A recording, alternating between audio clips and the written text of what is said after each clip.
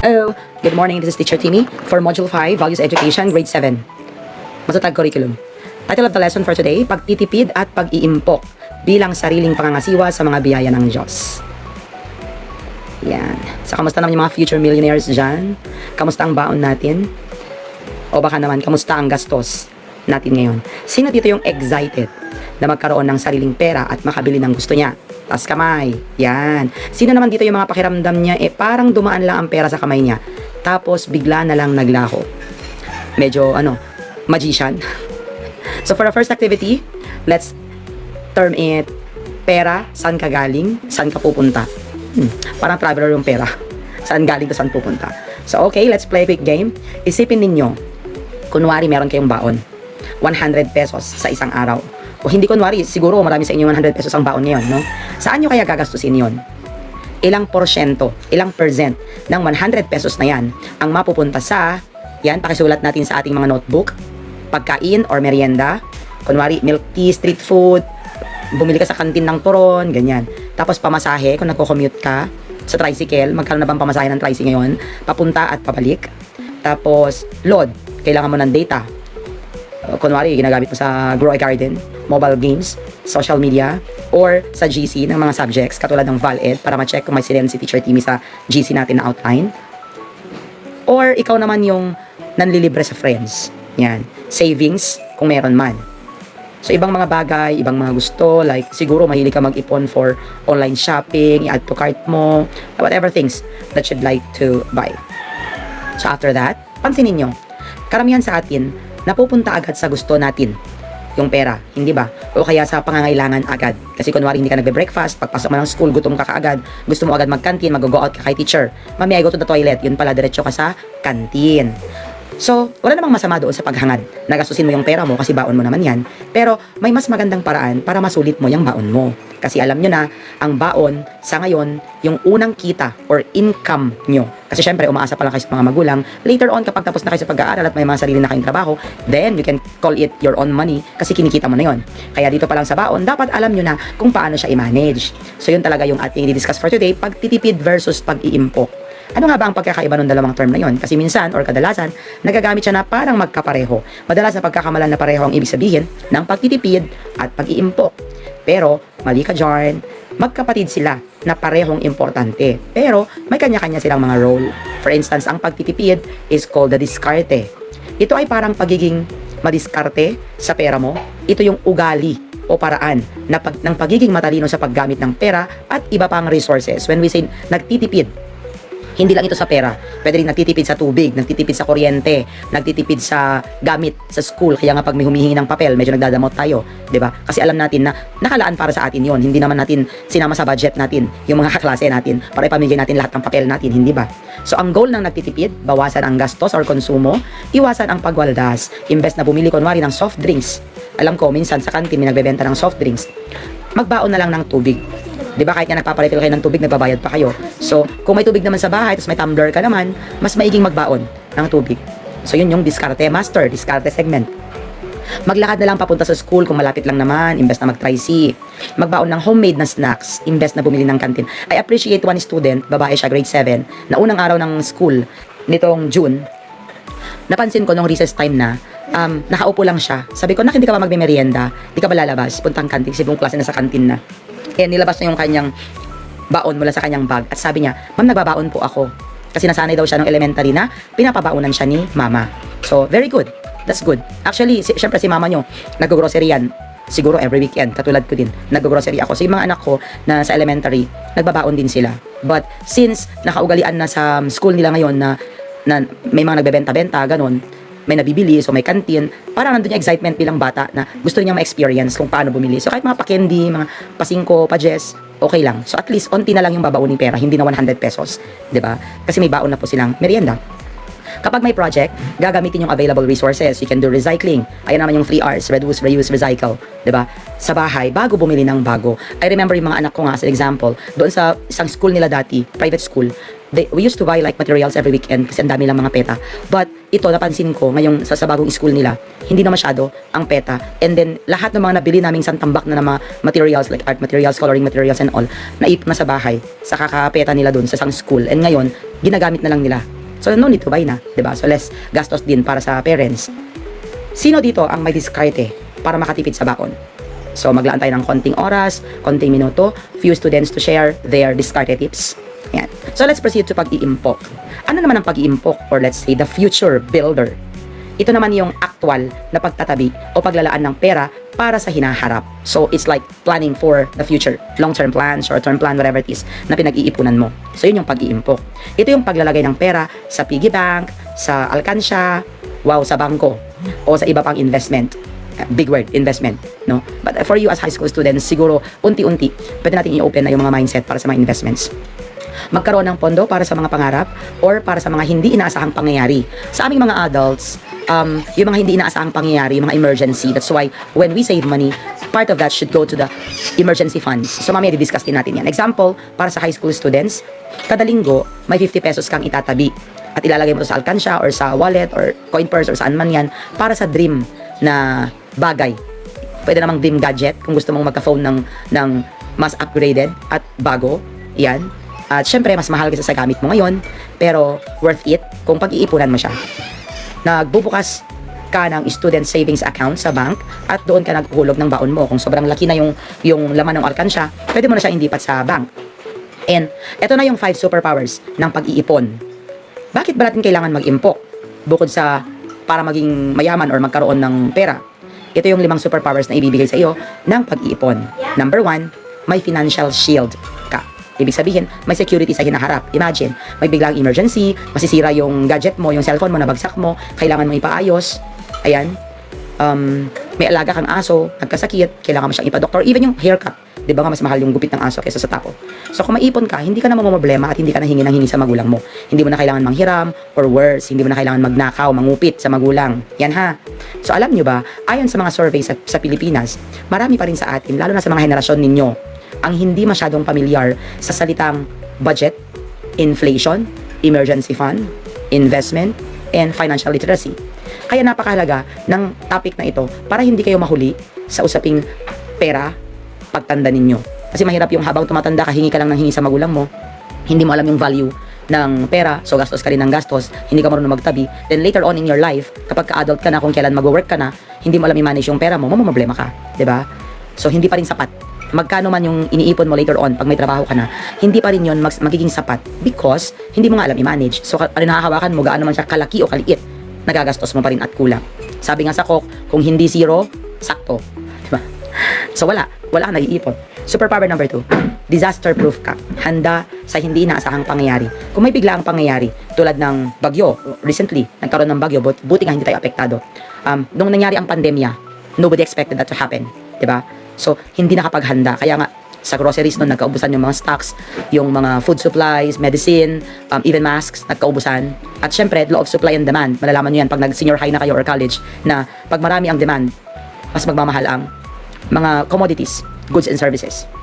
Kung may ipon ka, hindi ka mawawalan ng pag-asa. Kasi iisipin mo, may cushion ka. Kumbaga, may sandalan ka. Hindi ka basta-basta magugutom or magkakautang. Kasi ang Pilipino, hindi lang siguro Pilipino, kahit mga ibang lahi, but mostly Filipinos, yung mindset na hanggat may mauutangan ka, hanggat may masichat ka ng pre, kumusta? Mare, kumusta? Friend, kumusta? Besh, kumusta? Alam mo na susunod, pautang. Di ba?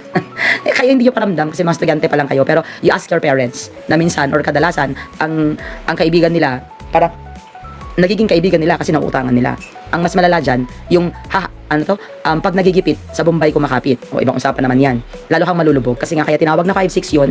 Kasi kung 5 ang hiniram mo, 6 ang kapalit. So mas malaki yung kapalit. Mas malaki yung interest. Kaya 5-6 ang tawag doon. Okay? So dapat alam niyo yan. Pansinin niyo si mama kung nanghihiram sa Bombay, pigilan niyo. Kasi mas malulubog kayo dyan. So kung titignan natin ang data sa Pilipinas, marami sa ating mga kababayan ang hirap magtabi ng pera para sa emergency. Naging malinaw ito, lalo na nung pandemya, kung saan marami nawalan ng trabaho o kita. Ang pagkakaroon ng emergency fund ay hindi lang para sa mayayaman. Kasi akala natin, pag may emergency fund, may savings, may nakatabi sa bank, or yun nga, may kaya. Isipin natin, oo, marami siyang pera yan kasi mayaman nga siya. 'Diba? So, ang emergency funds or savings, hindi lang para sa mayaman. Depende yan sa tao. Kasi may mga mayayaman din na waldas. Hindi nyo ba alam na yung mga mayayaman, marami din silang utang. 'Di ba? So, ito ay pangailangan para sa lahat. At mas magandang simulan habang bata pa kayo. And superpower number 3, master of self-control, disiplina sa paggastos. It comes with discipline. Ika nga. Kapag nag-iipon ka, natututo ka din kasing maging disiplinado. Hindi basta-basta gagastos sa kung ano-anong nakikita mo lang. Hindi yung by feeling. Yung feeling ko gusto ko tong i-add to cart. Tantanan nyo na kasi yung kaka-download ng application ng mga Shopee, Lazada, TikTok Shop, yung mga ganyan sa phone nyo. Para hindi na kayo natatempt na mag-add to cart. Ang masaklap niyan, add to cart ka ng add to cart, tapos si mama mo ang nagbabayad. 'Di ba? Yun ang masaklap doon. So, ito ang magiging training mo. Kasi kung bata ka pa lang, nag-add to cart ka na, makakasanayan mo yan. Tapos, para na siyang addiction, na kating-kati yung kamay mo, mayat may pipindot ka, tingnan mo, lalo na yung mga aabangan mo yung mga sale every month. For example, July tapos ng 7-7, no? So, abangan mo na ang August, 8-8. 8-8 sale, 9-9 sale, 10-10 sale. Alam nyo ba na strategy lang yan ng mga nagbebenta? Yung mga sale na yan, pareho lang din ang presyo niyan. Pero syempre, it gives you that promotion, mga strategies, marketing strategies para mas maengganyo ka na bumili ng bumili. Tapos bibigyan ka ng mga freebies, ng mga sale, mga price, mga ganyan. Tapos may mga voucher, yan, discounts and all that. Nakakala mo naman, sobrang nakatipid ka, yun pala, mas sobrang napagastos ka. At mahuhook ka na doon. Every time na lang na nagsisale, aabangan mo na yan. So ito ang magiging training mo para para sa mas malalaking desisyon sa pera pagtanda mo. Kasi pag hindi mo kayang disiplinahin yung sarili mo, ngayong bata ka pa lang, most likely pagtanda mo, mas mahirap mo nang ituwid yung mga mindset na yan. Superpower number 4, freedom fighter, financial independence. Gusto mo bang maging independent? Gusto mo bang hindi na umasa sa iba para sa mga gusto mo? Ang pag-iipon, ang susi dyan. Di ba nga, high school kayo, transition, so sabihin nyo, pinapakailaman ako ni mama, matanda na ako, hindi na ako bata, bla bla bla. Pero humihingi ka naman ng baon, di ba? Nagrereklamo ka pag inuutusan ka, pero humihingi ka pa rin naman ng baon. So as long as nakadepende ka sa magulang mo, it is but your obligation and your responsibility to listen to them. Ganun lang kasimple yun. So kung kaya mo na, magsolo ka, huwag ka nang humingi ng baon. Yun. So kapag malaya ka na sa utang, wala pa naman siguro kayong utang, at may sarili ka ng pera, mas madali mong magagawa ang mga pangarap mo. 'Di ba? Alam ko ang taas ng pangarap nyo. Grade 7 pa lang kayo, pero yung pangarap nyo, parang, pang piloto. Ang taas, 'di ba? So sana umpisahan nyo doon. Kasi kahit gaano kalaki ang kikitain mo later on sa buhay mo, kung hindi ka marunong maghawak ng pera, mauubos mo din to. Superpower number 5, money manager ka. Pagpapahusay sa pamamahala ng pera. Dahil sa pag-iipon, mas magiging aware ka kung saan napupunta yung pera mo. Magiging matalino ka sa pagdedesisyon at alam mong i-differentiate yung needs sa wants mo. Now, paano kaya unti-unting makapag-ipon? Alam na natin yung superpowers, pero paano natin yan makukuha? Simple lang, sundan lang ang ating financial adventure map. So step 1, alamin ang iyong personal budget. Be a money detective. Alam nyo ba kung magkano ang baon nyo sa isang araw? Alam nyo, di ba? Sa isang linggo, compute natin. Saan ito nagagastos? Katulad ng binigay ko kanina. Gagawa tayo ngayon ng may baon diary. Yan na, quick write down. Use your Valeded notebook. Isulat ninyo saan napupunta ang baon nyo. Unang column, daily. May total sa baba. Pangalawang column, weekly. And I want you to compute monthly also. And yearly. Kasi gusto kong makita kung may naitabi ka ba, savings. Magkano kaya inaabot nan? Kunwari 20 pesos sa 1 week. Magkano yan sa 1 month? 80. Magkano yan sa 1 year? So 80 times 12, 'di ba? So yung mga ganon, tingnan natin. 1,600? Yeah, I think so. So sa inyong notebook, pakilagay. Tapos saan nyo kadalasan ginagastos yung pera? Take note, walang tama o maling sagot, and that's personal. Wag na pong magkopyahan. Yan ay for awareness lang. Ayan. So I'm giving you around 5 minutes to jot down your answers. And pagkatapos, I will ask 2 to 3 students to share kung meron bang natira. Again, yung experience ng mga estudyante ko previous years, some of them may naipon, some of them may nakalagay na savings doon. Pero nagtataka sila, saan napunta? Hindi nila alam. Tapos meron yung mga, ay, negative pa pala ako. O kaya pala ako nagkautang sa kaklase ko. Yung mga ganon. So kung alam mo kung saan pumapasok at lumalabas, mas madali mong makokontrol ang flow ng pera mo. Cash flow. Be a money detective. Step 2, gumawa ng savings goal. Visualize your dreams. Ano ang pangarap mo? Bagong phone? Wow, medyo mataas, no? I don't know, t-shirt, ganon, gamit, pantalon, bagong sapatos. Masyado kasi mataas yung example dito, sabi niya, travel with friends. After graduation, pwede naman, grade 7 ka, planuhin mo yung travel with friends. Sa inyo, mga outing-outing lang, pwede na, pag-ipunan mo. Huwag mo nang hingin kay mama mo yung pang-outing mo para pumunta ka sa Maynards, 'di ba? Dapat sarili mo na, on your own na yun. So, hindi basta-basta mahuhulog yan sa langit. Kailangan ng ipon at pagpaplano. Mas maganda yung meron kang goal para saan yung iniipon ko kaysa yung hindi mo alam kung para saan. Maglalaan kayo ng jar, alam niyo yung mga jar, saving jars. Labelan mo, lagyan mo ng, kunwari, outing. Punta kami mag-swimming, ganitong petsa. So, before that petsa, before that date, nag-iipon ka na para hindi ka nahihingi. So, ayan, eksakto yung activity, my dream jar. So, isipin niyo may isang jar kayo sa harap niyo. Imagine lang muna. Anong gusto nyong ilagay sa dream jar na yan? Kung ile-label nyo, anong target nyo na gustong bilhin o gawin sa tulong ng naipon nyo? Sino ang gustong mag-share ng isang malinaw na savings goal? Kunwari, gusto ko makabili ng bagong sapatos worth, ayan, 1,500 pesos. Sa loob ng, may specific date yan, timeline yan, 3 months. So, tingin mo, yung 1,500 sa 3 months, magkano? Bawat buwan, 500.